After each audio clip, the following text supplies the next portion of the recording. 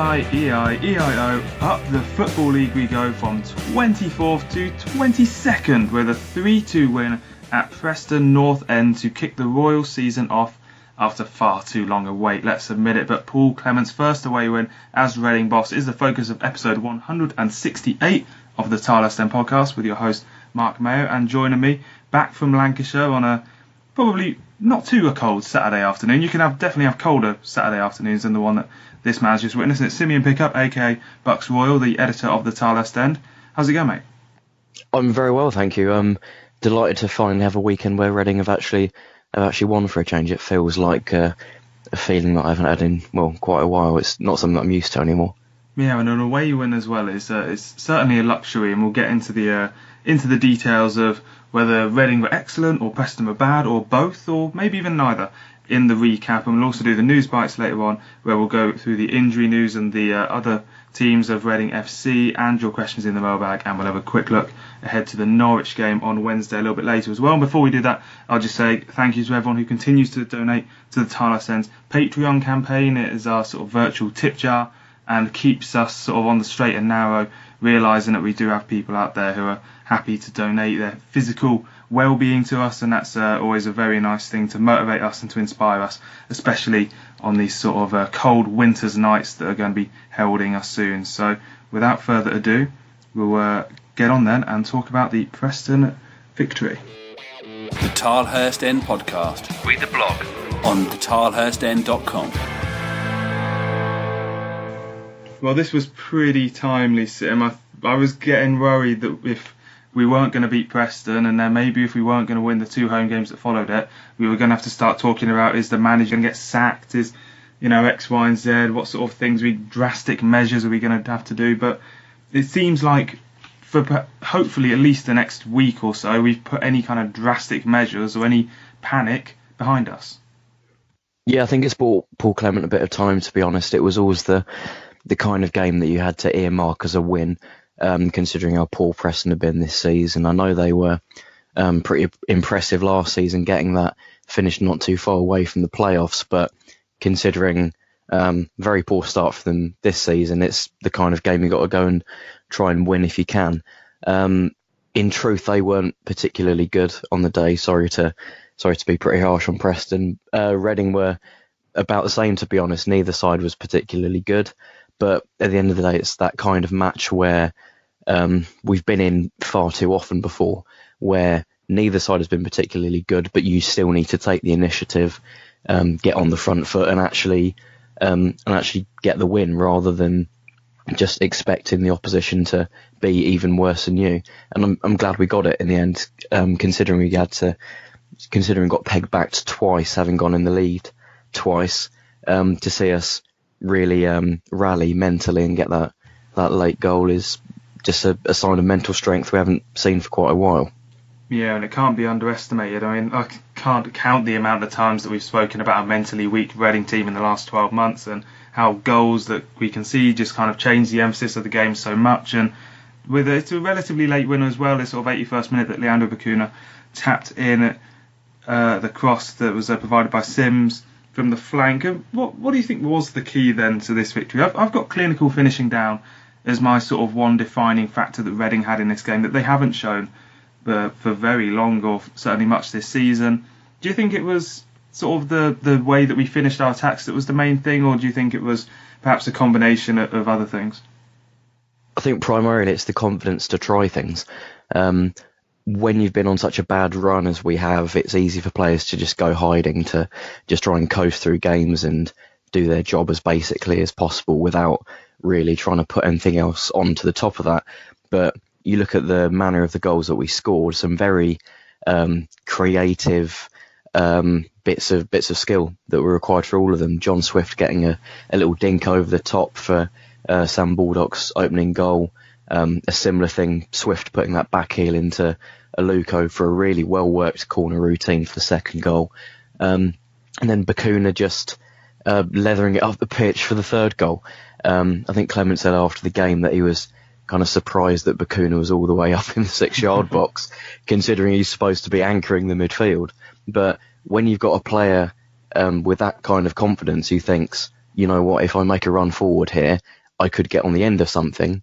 It's just trying to hope things come off and having the confidence to put yourself in those situations. And similarly for Sims as well, trying that cheeky little chip back into the box rather than trying to hold it up or trying to be too clever about it. He just has that one idea in his mind, goes for it, and it pays off for us. It's the kind of bright ideas that we just lacked far too often, and it's refreshing to see that coming from players who actually haven't been doing it very often, particularly Swift and Aluko being key in the first 2 goals. They're both players that have suffered perhaps the most from a lack of confidence over the last season or 2 years in case of John Swift, so it's great to see them have a good afternoon for once. We'll talk about that John Swift sort of 4-4-1-1 role, I suppose it is, the sort of floating in behind the striker, whether we think that that's a long-term sort of thing we can rely on in moment. But the thing that struck me when watching the highlights is the use of the wings, because after the Bolton defeat at home, I mean, watching that game, it was so frustrating how there were just yawning gaps on either flank that we occasionally had a full-back go into. We certainly didn't put any balls into the box. And yet, only a few weeks later now, and obviously we had a lot of time on the training ground, and it shows that Clement sort of thought the same thing as well. There was a massive difference how we made use of the wings against Preston. And obviously, you know, Sonny Aluko, Yaku Mete, whether they're playing their perfect game or not is sort of probably doubtful in this case. But as soon as you get balls down the flanks, get them into the box, then you have so many more options of creating attacking opportunities. And, you know, there's no point of Leandro Bacuna making that run into the box if there isn't the ball in for it as well. And I think it seems to me like that's something that they've been working on quite considerably, and not before time. Yeah, absolutely. And when you've got the kind of quality out wide that we do have in the squad, I know some of the players are underperforming a little bit. I thought Aluko was generally poor on Saturday. And Mete kind of works hard but wasn't always in the game. Even then, you've still got players who offer you something out wide and really give you the chance to stretch the pitch and just come up with something a little bit different. And certainly from the point of view of John Swift, who's trying to be creative in the spaces in a central role, when he's got other players kind of getting down the wings and stretching the play, that makes his job a little bit easier, because the whole opposition defence has to kind of stretch out and deal with more threats at the same time, and it just gives him a bit of an opportunity to work his own magic, and Sam Baldock as well playing the lone frontman job. Are you confident that Swift can perform to an acceptable... I mean, it's such an important role, that playing off the striker. You think of the calibre of players that have to create, you have to track back occasionally, you have to be able to shoot from distance and get into the box. You've got so many roles that are integral to the attack to play that. Are you confident that Swift can do that sort of long-term, or even medium-term? Because it still has to be said that this was kind of a one-off performance for him in terms of the season. He started the season against Derby with a decent-ish first half display against Derby. Then he kind of dropped off and got taken out of the team, and certainly no one was arguing with that he got taken out of the team. Got given the chance again on Saturday. And it's so hard to determine whether this is a false dawn or, you know, the sort of upturn in form that we can expect of him.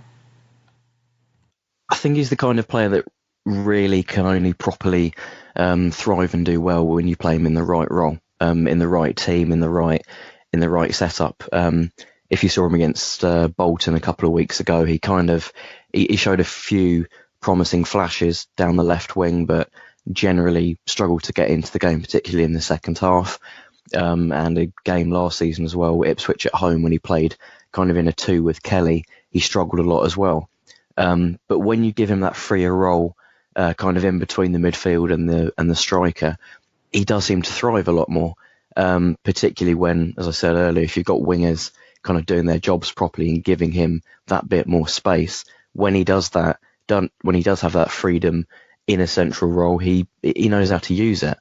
But it does kind of rely on us playing him in the right side, giving him the right options to use around him, particularly when you've got someone like Sam Baldock who can make those little runs in behind that Swift could pick out for the first goal, that's not the kind of run that you probably would have seen Jon Daly Bodvarsson make. So it has to be the right combination in terms of other players that he's playing alongside. But when you do get that balance right, and he does have the confidence, as he showed on Saturday, he is a good player.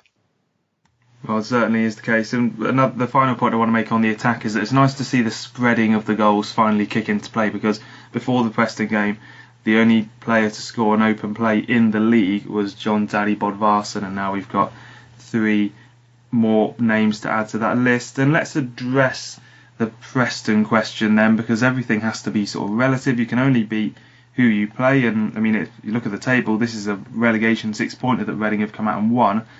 So how bad were Preston? They've got the same record as us now. They've won 1, drawn 2, lost 4. And I mean, going into it, everyone thought this was going to be quite a difficult game. Well, certainly that's the sense I was getting, and maybe we shouldn't have thought that. Thought they were very poor for a lot of the game, but they still kind of had just about enough in certain flashes of the game, particularly that first quarter of an hour or so where they had a few half chances. They hit the post as well. They did show that when their tails were up and they had a bit of confidence, they could cause us problems.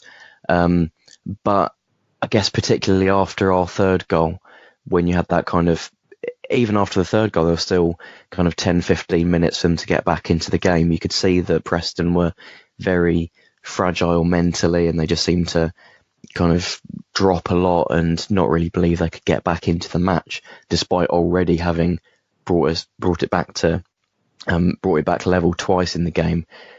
They just felt like, it just seemed like they lost confidence completely. There were some very sloppy passes from them in the closing stages, and you could just tell that it's a team that doesn't have confidence in the same way that we haven't.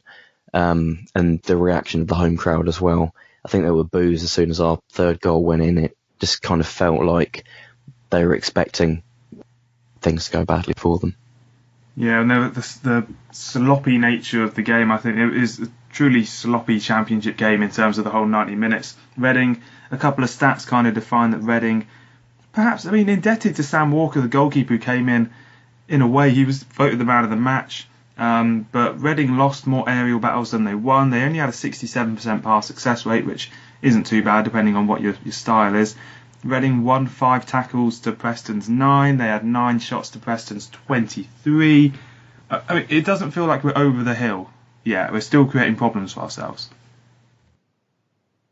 Yeah, there was a lot more to come from that performance. There were some big problems. I thought the midfield was kind of pretty unbalanced at times, particularly with that combination of Bacuna and Kelly. You do get kind of energy from them, but there's not a sense that either player is going to really excel at just sitting in front of the back four and calming things down and really breaking up attacks.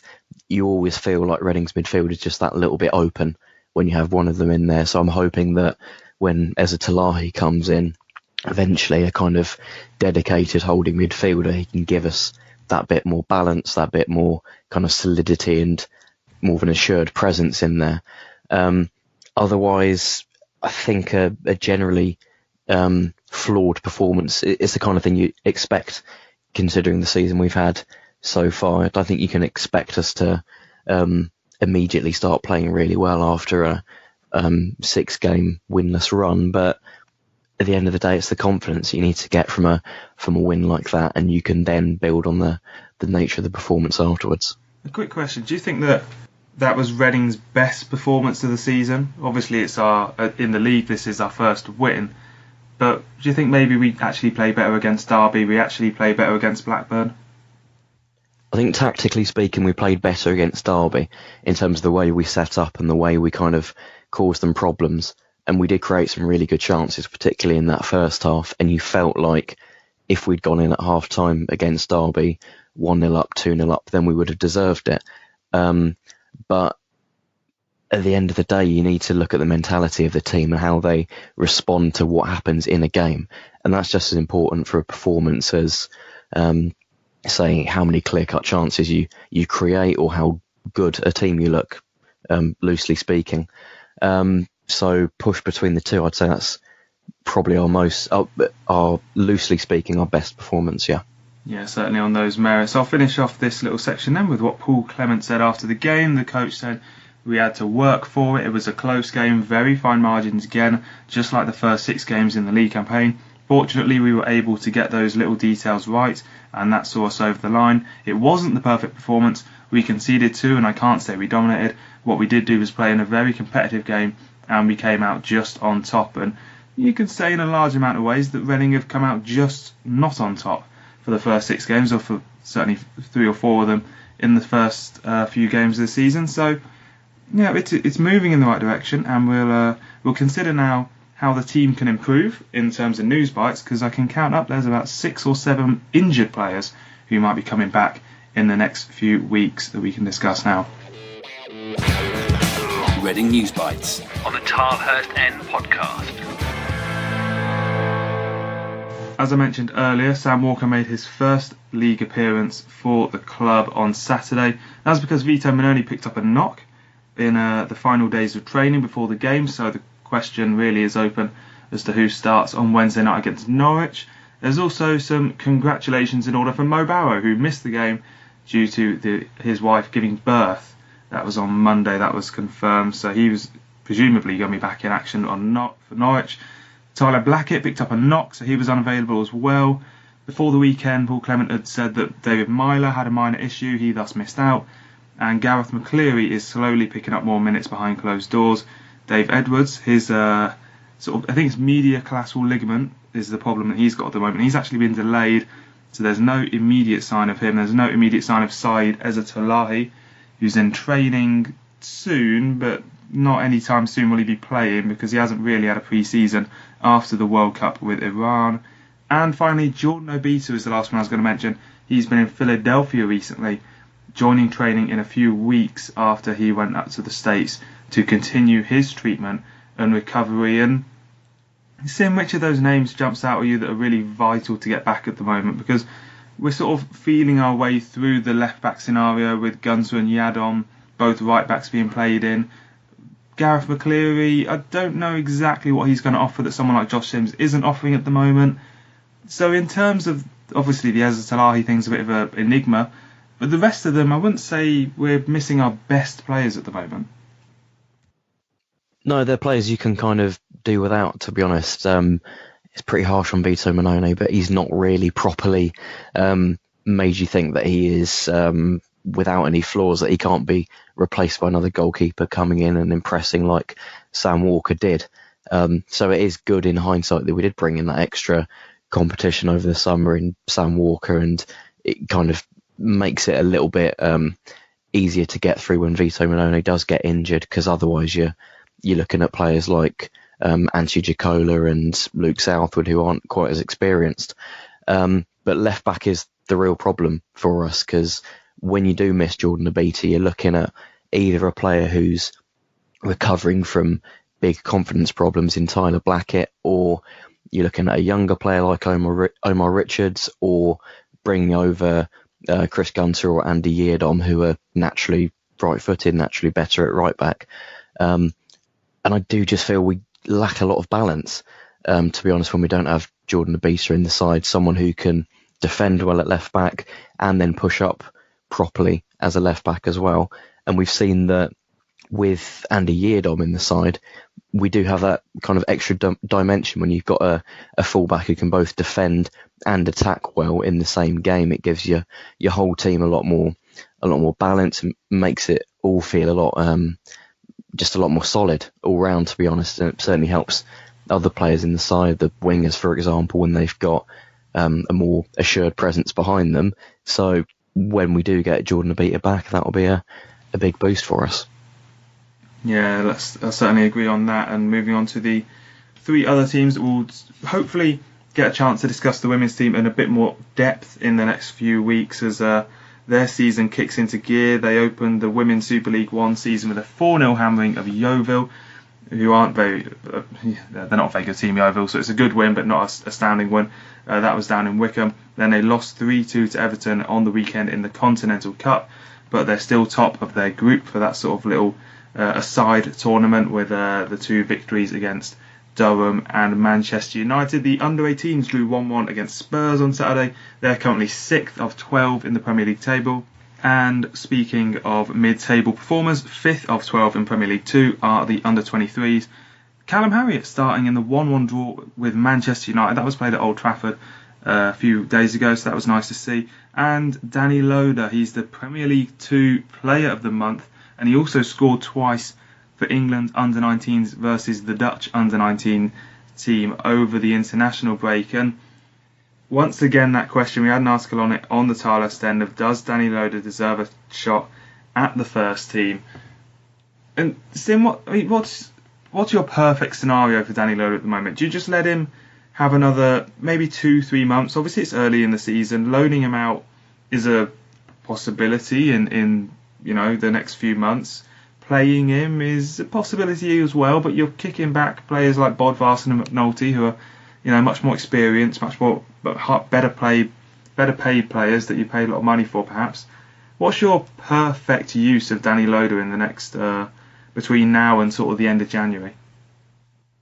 For me, there's just no rush to bring him through into the first team, to be honest. I know we haven't been scoring a lot of goals, but to suddenly kind of rush into bringing, I think he's an 18-year-old at the moment, bringing a young player through so quickly and just rushing them into the first team, that can be bad for his own development. You need to bring him through in basically the best way for his development. You can't just throw him in as if he's kind of made it just after scoring a few goals for England and getting Player of the Month. He needs to be performing regularly, week in, week out for the under-23s, really making it clear that he can make the step up to the first team.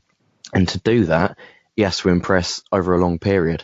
I know it's frustrating when you've got a very talented player in the academy who's clearly going to go far in the game, but we've been here before where a player has impressed a lot in the youth setup and then just kind of gone missing in the first team. You look at Aaron Cole a couple of years ago, I'm not entirely sure what happened there, to be honest, but you do need to manage these young players properly. You do need to kind of make sure their head is right, make sure they're not feeling, almost for want of a better way of putting it, entitled to a place in the first team just because they've had a bit of success. You need to make sure that, if anything, they are mentally ready to make the step up, because we know he's talented, but we need to make sure that when he does make the step up, he's ready and he's going to properly adjust to it. Yeah, and it's important that you mentioned his age there, because he turned 18 less than a month ago, so he's not like he's there's an example from the Premier League is someone like Ruben Loftus-Cheek at Chelsea. I think he's about 23, so you've got massive amount of time difference between those two players who are in not too dissimilar position in terms of their respective clubs and in terms of young players breaking through. So Reading fans can allow themselves a little bit of patience.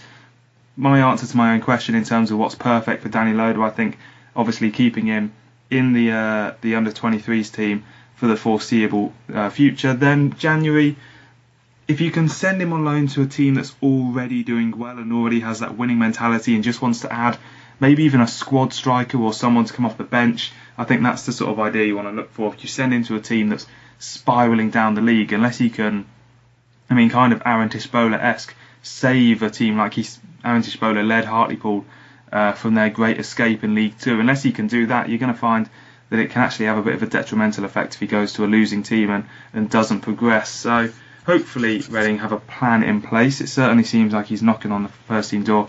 As I say, we've signed a lot of strikers recently, and him entering into the mix is going to be very, very difficult. So no doubt at some point we'll get some more questions from that in the mailbag, and we'll move on to the mailbag now and talk about, was it lucky to win? Are we keeping the same team for Norwich? And can Sam Baldock and John Daddy Bodvarsson play together? Get social with the boys. Find them on Twitter at the Tilehurst End and facebook.com/the Tilehurst End. So, first question in comes from Shane Keane, and it is, one asks, with our first league win, what do you think Paul Clement will change about the team, and do you think we'll start climbing the table? Now, it is an interesting question what Clement does next. It seems to me like we'll probably just go out against Norwich with a pretty similar, in terms of players, we'll discuss about the exact lineup later. But in terms of tactics, I think we'll go out against Norwich with a pretty similar sort of 4-4-1-1 base. Yeah, absolutely. There's no massive need to change a winning team when it's just got its first win of the season. But there are still, I think, a few tweaks you can kind of make within that system. As I said earlier, Aluko and Mate were kind of pretty, for me, below par on Saturday. And when you got players like Modu Barrow and Josh Sims in your squad, who are very impressive and give you a lot of threat out wide, it's a natural change for me just to freshen things up and give them a chance to impress in front of the home fans. Aluko's had a lot of game time this season, as has Mate, but none of them have really kind of made it clear that they have to be starting week in, week out. Whereas with Barrow, he obviously did very well last season, and with Sims getting that assist on Saturday was just a moment of magic for me, and it's the kind of thing that I think you should be rewarding with a place in the first team. Just that he knows that when he does impress off the bench, there's a proper pathway for him to come into the first team and then really impress again from there. Yeah, Mike Kearns as well asking, do we keep the same team for Norwich? And Lee sending us a message saying, will we see an unchanged lineup on Wednesday night? He thinks that we might see Barrow for Mate, but otherwise he wouldn't change it, and I kind of agree with that. If Mo Barrow's fit, you play him. Mate's a good option off the bench, and I think he has merit, but there aren't too many of them, and certainly compared to someone like Mo Barrow, if we're going to put in Sims to start, he hasn't started a league game, I'm not sure he started any game for Reading yet, so seeing Sims start certainly wouldn't be a bad thing. But Aluko, having got an assist, I would expect Clement to stick with him, even if it's not something I would necessarily do myself. A couple more questions then. Matthew Everson asking, was it a lucky win or do we start to build on it? And Sam Michael C says, is the odd win just painting over the cracks of the current problems behind the scenes? Now, we've kind of discussed the nature of the victory earlier, but that question of current problems behind the scenes is an interesting one, because there has been some movement of late at Reading Football Club with Brian Teverden leaving and Mr. Gianluca Nani coming in as the new sporting director at the club. Not heard a peep from Nani yet. There's not been any sort of quotes or anything like that. There's no sort of reveal interview. It's been a very much sort of cut and dry sort of, he's in now, let him get on with it in terms of the club's media. So Sim, he's come in about a week ago now. Is he deserving of his place at the club, and would you sack him? I think we should give him a pay rise, to be honest. He's only been here a week, but we've already got 100% record. Exactly, we've got a league win as soon as he comes in. I think we should hire more sporting directors from Rome, as I think he is. Just hire as many as we possibly can throughout the season whenever we need a win or two, and that'll see us right. Yeah, absolutely. That's what a sporting director does. They deliver the team talk and pick the players. It's the coach that does all the transfers, as far as I can tell. But yeah, wins are going to paint over cracks no matter what, because at the end of the day, it's a football match and a football team. So what's going on behind the scenes at Reading? It's movement. If you listen to the show a fortnight ago that I did with Dan, it was a case of really outlaying the problems or underlining the problems that were at the club and saying that it's very difficult to know exactly what's going to fix it. And having Teverden move on and a new man come in, it's probably not that risky in the large sense of the word. And Teverden's only gone off to it's Roeselare, the other club that the Chinese owners who own Reading also own. So it's not like he's been given the boot by the owners necessarily. There's a lot of talk of whether it's been planned for some sort of months to do that, or whether it's off the hoof sort of thing. But what it means is that Ron Gourlay stays, Brian Teverden goes, so it's change, and I'm not going to argue with it, Sam. No, it all kind of just feels like power politics at the moment, because if you go back, if you look over the course of the last couple of years, we've got different power groups essentially coming in at the club. You've obviously got people who have been there since John Medeski's time, who've been there for a number of years now. People appointed by Zingarovic, people appointed by the Thai consortium, like Yapstam and Teverden as well, of course, but also people who've been brought in by the Chinese owners. Ron Gourlay, Scott Marshall as another example, Ged Roddy. There's all these different factions at the club essentially, and at least going by that article in Football.London about the the nature of Brian Teveren's departure, there's certainly not much chance that these different factions are working well together, particularly Gourlay, who's apparently not the best person to work with behind the scenes. So although I'm disappointed to see Teveren go, I still think he could have learnt more and grown over the future. And I'm a bit disappointed to see Gourlay stay in his place. At the end of the day, we will still gain from having a team behind the scenes that works better together. There's more harmony, considering it's, I presume, more of a Gourlay appointment, bringing in Nani. So hopefully they'll work together a bit better than Gourlay and Teveren did. Yeah, so a quick Wikipedia-based history of Gianluca Nani, if you haven't had the chance to do it yourself. He helped discover Andrea Pirlo and Luca Toni and Marek Hamsik in his time in Serie A in the 90s and early noughties. He also brought Roberto Baggio to Brescia, which was his sort of final club for Roberto Baggio, and played a big role in that, supposedly. Then he spent time at West Ham and Watford, sort of unofficially at Lazio as well, and he's also been... his most recent role, by the sound of things, was Al Jazeera in the UAE, a club owned by Sheikh Mansour bin Zayed Al Nahyan, who is the Manchester City owner. So he's got connections, as Gianfranco Zola has popped up a couple of times in his recent English escapades as well. So a bit more experience than Teveren. Obviously a different part of the world that he hails from, and Teveren's Dutch influence has been quite key at Reading, or certainly quite impactful. So if it's a bit of a change of tact and it's a bit of a change of approach, then so be it, and we'll see if we can pick up the Italian Pella Clement in the summer and see how that works out for us. Maybe the Italian Danzel Gravenberch as well. So who knows if they're lying in wait for us. And the final question then for this week is Scott from the States asking, are we any closer to figuring out our best 11, and can Sam Baldock and the Daddy play together? Baldock and Bodvarsson I think can play together in terms of they offer different things, and strikers given time and the balls into the box and whatnot, they can deal with that and create chances and goals. But whether it's the best thing for Reading and the best way to play in the Championship, I'm unsure. In terms of the best 11, if Swift is playing well, then he's the man to get in, and he offers if he's at his best, he offers more than someone like Bodvarsson at his best, in my opinion. Yeah, absolutely. And I think a lot of working out our best team at the moment, it kind of more relates to what kind of form they're in rather than how good they are overall. Because if you look at the squad as a whole, it's not really a squad where individual players stand out. I know you've got people like Yeardom and Moore who are likely to start if they're fit, and Modi Barrow as well as another example. But generally speaking, the quality is broadly similar across the entire squad. You've got a lot of players who are kind of about the same level, particularly out wide and up front as well. So really it just all depends on what Paul Clement wants to do with his side, whether he wants to put out a consistent team that plays the same style of football each week, or if he adapts it to the opposition depending on who we play. It's good to have a couple of different ways of playing. I know we've got the option of kind of having Swift off a striker, or going kind of big man, little man with Bodvarsson and say McNulty or Baldock.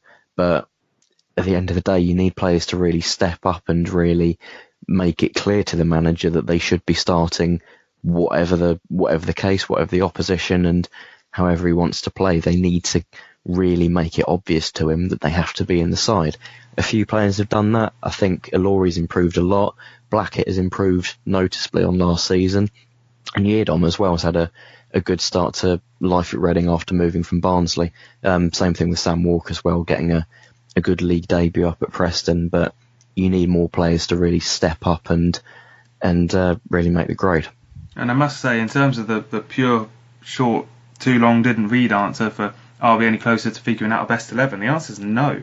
For me, it really is a case of, Sam Walker's come in and had a great game, but that's one game. It doesn't necessarily change too much. And as you say, Yeardom and Gunter, does Paul Clement have a favourite out of those two? Because it doesn't appear like there's a clear answer. And if anything, I'd have to say the answer might be Chris Gunter at the moment, which would upset a few fans. So, yeah, it's a hard one with the best 11. We'll see how he approaches two home games, because it's obviously a very different atmosphere with 2 home games against teams that aren't battling for promotion compared to going away from home. It's going to be very different. So we'll get on to that now, and we'll round off the show by talking about the Norwich game on Wednesday night.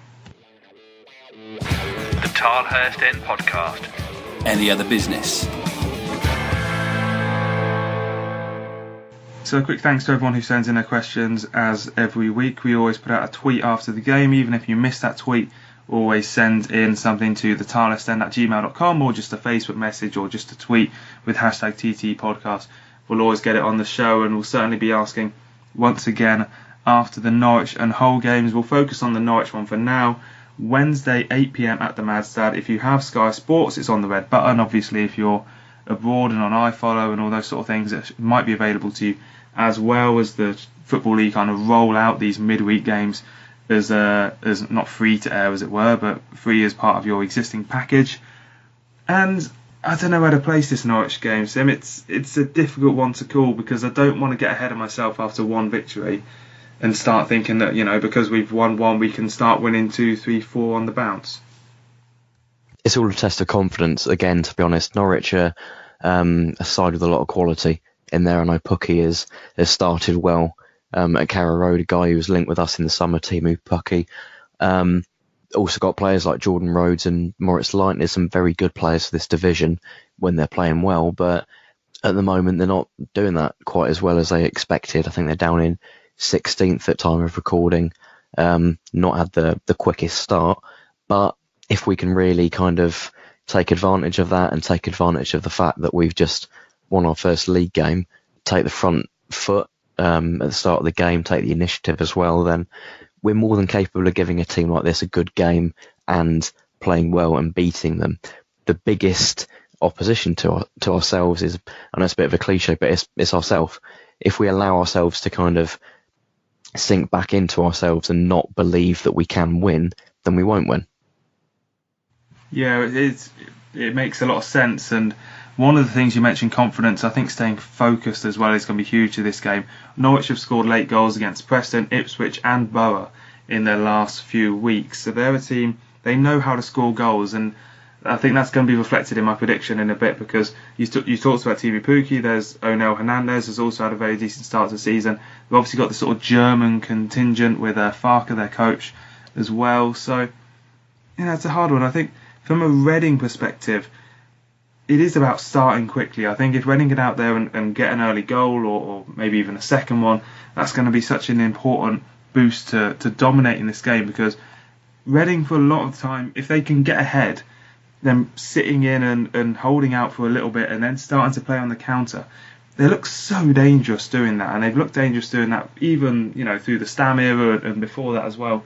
Reading have a decent ability to counter-attack, and if we can make that work at home, then we might have our first home league win of the season. Yeah, absolutely. And when you've got players like Josh Sims and Modu Barrow in your side, that real amount of pace out wide, then you're always going to be able to create chances.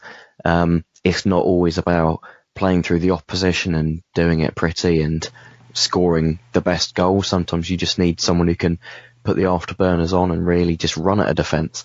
And when you have players like that in your team, you're always going to have a possibility of getting a goal or two. Where do you sit on the prediction side of things then? You actually, with your Preston claim for a 2-1 victory for Reading, with the only person on the prediction league table, perhaps there's one other who said that Reading were going to win in Lancashire, and I said we were going to draw, and it felt like a bit over optimistic and it didn't come off. So where are you going on this prediction for Norwich then? Well, just on the Preston one quickly, I got to thank Tom Harrow-Smith, who does our Stats Corner piece for the Tilehurst End, who pointed out that when Reading play just after the international break away from home, particularly up north, they tend to win.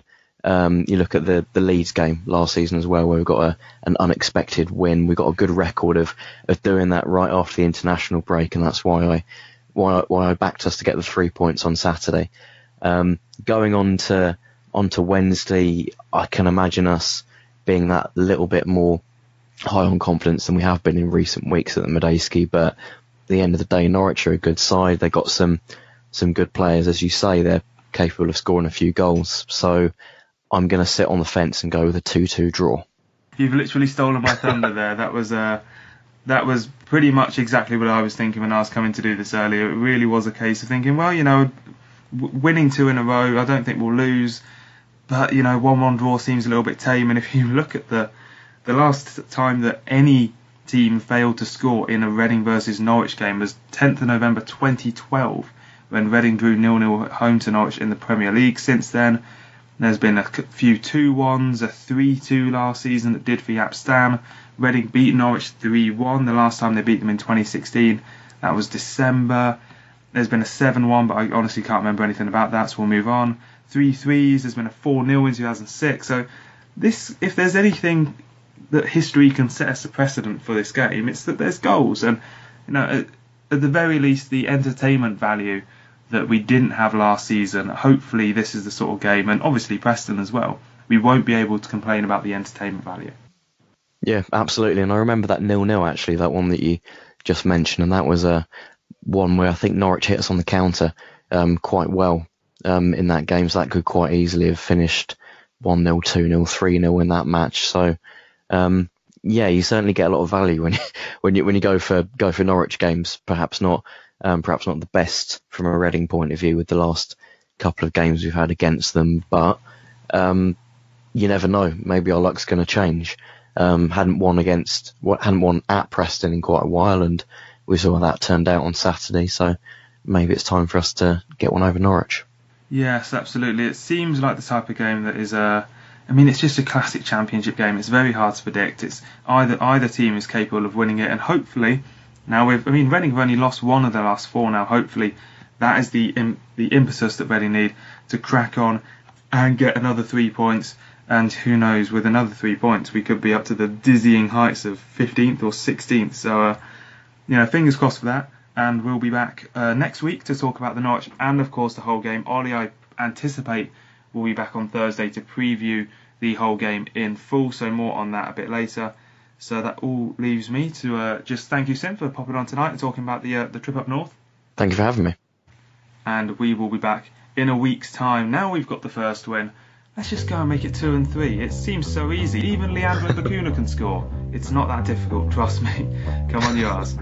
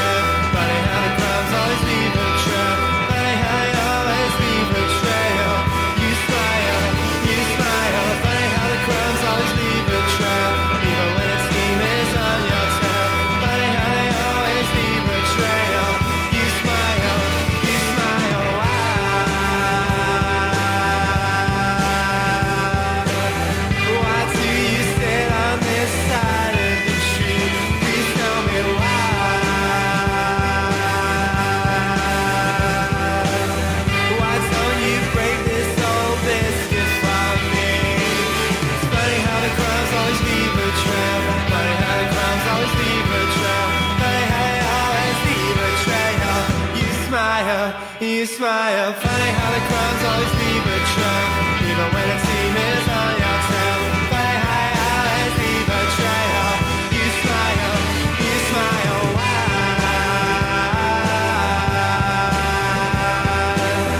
why do you sit on this side of the tree? Please tell me why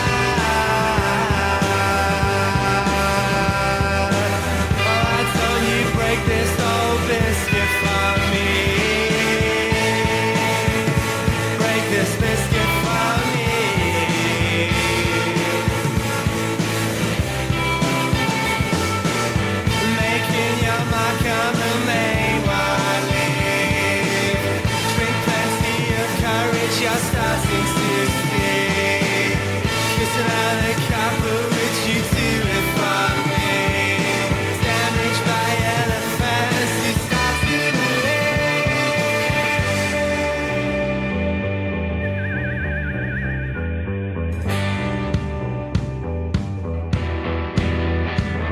It's funny how the crumbs always leave a trail.